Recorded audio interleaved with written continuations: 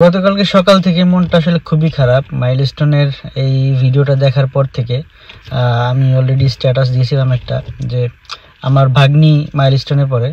মানে এই নিউজটা দেখার সাথে সাথেই আমি আসলে কিছুক্ষণ নিজের সামাল দিয়ে আমার জন্য কঠিন হয়ে যাচ্ছিল যে কি হইলো, কারণ এখনো আমার ভাগ্নি যেহেতু ওইখানে পড়ে, এখনো ওর কিছু হইলো কিনা। যাই সাথে সাথে বাসায় ফোন দিলাম, জানতে পারলাম যে না, ওইটা হচ্ছে ডিফারেন্ট একটা ব্রাঞ্চ, ওখানে হয় নাই, ও ভালো আছে। একটু ভালো লাগছে ব্যাপারটা শুনে, কিন্তু তারপর যখন আমি নিউজগুলো দেখা শুরু করলাম, কোনোভাবেই আসলে মন স্থির হইতেছে না। এত খারাপ লাগতেছে, চোখের পানি আসলে আটকে রাখা সম্ভব হয় না এরকম পরিস্থিতিতে। এর থেকেও যেটা হয়েছে এটা তো আসলে অবর্ণনীয়। অনেক বাচ্চা মারা গেছে, এবং আমি তাদের ফ্যামিলির কথা চিন্তা করলেও আসলে এখন এটা আসলে চিন্তাই করা যায় না, এত খারাপ লাগে মনে হলে।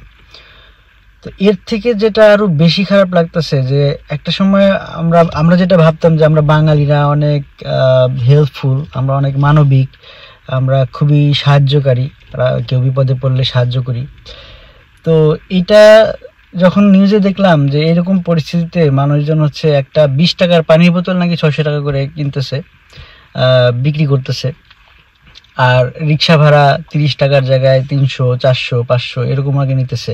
সিএনজি ভাড়া সিমিলারলি 100-150 ভাড়া 1000, 1500 এইভাবে চাইতেছে, আর মানুষজন নাকি হেল্প করতেছে না।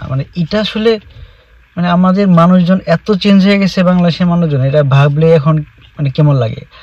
আর একটা মেজরিটি সংখ্যক লোকজন তো আছে যে ক্যামেরা নিয়ে, যেটা মানুষজন সাহায্য করার পরিবর্তে এটা নিয়ে ব্লগিং বা হচ্ছে এটা নিয়ে ছবি, এটা নিয়ে এগুলাতেই বেশি মাতামাতি। তো আমি একটা নিউজ দেখলাম যে মানুষজন একজনকে জিজ্ঞেস করছে, আপনারা কেন আসছেন এখানে, আপনাদের কাজ কি? বলে যে আমরা আসছি, দেখতে আসছি, যদি কেউ কারো হেল্প লাগে হেল্প করব। অথচ তার কিছু দাঁড়িয়ে আছে, কোনো কিছুর মধ্যে নাই। তার মূল উদ্দেশ্য হচ্ছে এখানে জানি ভিডিও বানাবে। যেটা আর কি খারাপ লাগে এই বিষয়টাই, যে আমরা নিজেদেরকে খুব মানবিক ভাবতাম বাঙালি, আর আমি তো এখন দেশের বাইরে আছি। তো মাঝে মাঝে আসলে দেশের প্রতি বেশি টান কাজ করে, মনে হয় যে আবার কেন দেশ থেকে চলে আসলাম, আত্মীয় স্বজন বা নিজের দেশকে অনেক মিস করি, একটু বেশি আবেগ আপ্লুত হয়ে যাই। তখনই যে বিভিন্ন ধরনের নিউজ চোখে আসে, এই ধরনের ঘটনা, তখন মনে হয় যে না, আসলে আমার ডিসিশনটা ভুল না। আমি দেশ ছেড়ে যে বিদেশে আসছি, এটার মধ্যে কোনো ভুল ডিসিশন হয় নাই। আমি নিজেকে মাঝে মাঝে প্রশ্ন করি, আমি কি রাইট ডিসিশন নিয়েছি দেশ থেকে চলে এসে? এখন আসলে অনেক অনেক ঘটনা তো এখন বাংলাদেশে ঘটতেছে, মানুষের জীবনের কোনো নিরাপত্তা তো নাই। আপনি পথে ঘাটে ছিনতাই, ডাকাতি, অ্যাক্সিডেন্ট, মার্ডার, এগুলো তো কোনো বিষয়ই না এখন। আবার খাবারের ভেজাল, বেঁচে থাকাটা বাংলাদেশে এখন যে এটা আসলে কি বলবো, এটা আল্লাহর একটা অশেষ নিয়ামত ছাড়া কিছু না। তো বিদেশে আসি, পোল্যান্ডে আসি অলমোস্ট আমাদের প্রায় আড়াই বছরের বেশি হয়ে গেছে।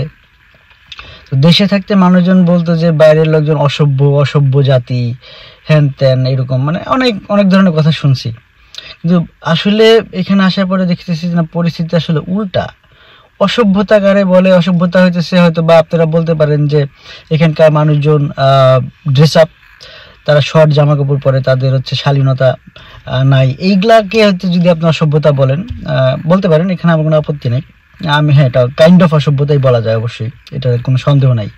কিন্তু একটা জিনিস কি, এখানে আপনি মানুষজন যদি বা ইভেন মহিলা মানুষ উলঙ্গ হয়ে রাস্তাতে হেঁটে যায়, কেউ তাকিয়েও দেখবে না। এখানে হচ্ছে ডিফারেন্স। তো আমাদের দেশে তো এটা সম্ভবই না।